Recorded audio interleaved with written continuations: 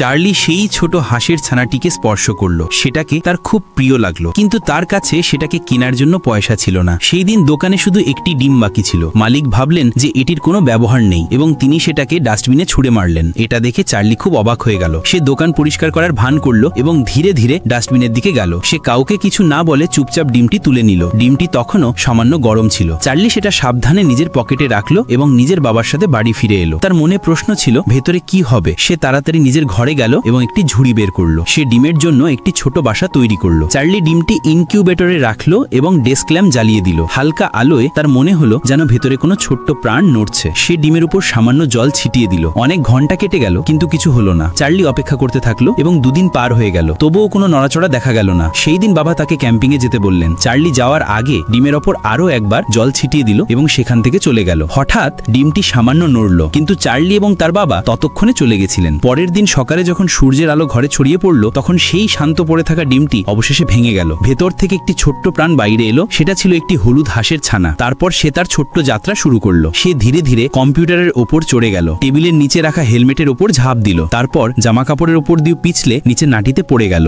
এরপর সে চার্লির সোয়েটারের ভেতরে ঢুকে গেল। সেখানে এত গরম ছিল যে সে ঘুমিয়ে পড়ল। কিন্তু তখনই একটি সমস্যা হলো। বাবা জামা কাপড়গুলো তুললেন এবং সেগুলো ঝুড়িতে রেখে দিলেন। যখন হাঁসের ছানাটি মাথা বাইরে বের করলো, তো আরো একটি কাপড় তার উপর গিয়ে পড়ল। বাবা ঝুড়িটি ওয়াশিং মেশিনের কাছে রেখে দিলেন। তিনি কাপড়গুলো এক এক করে মেশিনে দেওয়া শুরু করলেন, কিন্তু হাঁসের ছানাটি সঠিক সময়ে ঝুড়ি থেকে বাইরে বেরিয়ে এলো। সে খুব ভাগ্যবান ছিল। যখন চার্লি বাড়ি ফিরল, তো ভাঙা ডিম দেখে বুঝতে পারল যে ছানাটি বাইরে এসে গেছে। সে সঙ্গে সঙ্গে তাকে খুঁজতে লাগলো। তারপর সে জামা কাপড় দেখার জন্য ওয়াশিং মেশিনের কাছে পৌঁছালো, কিন্তু হাঁসের ছানাটি সেখান থেকে আগেই বেরিয়ে গিয়েছিল। সে জানালা পর্যন্ত পৌঁছে গিয়েছিল। সেখান থেকেই সে প্রথমবারের মতো বাইরের দুনিয়া দেখলো। তারপর সে লাফ দিয়ে চটাইয়ের উপর পড়ে গেল। কিন্তু আরো একটি বিপদ আসছিল। টেবিলের ওপর রাখা ছুরিটি পড়তে চলেছিল, কিন্তু হাঁসের ছানাটি তবুও বেঁচে গেল। অবশেষে চার্লি হাঁসের ছানাটিকে পেয়ে গেল। আপনারও কি বাচ্চারা পছন্দ?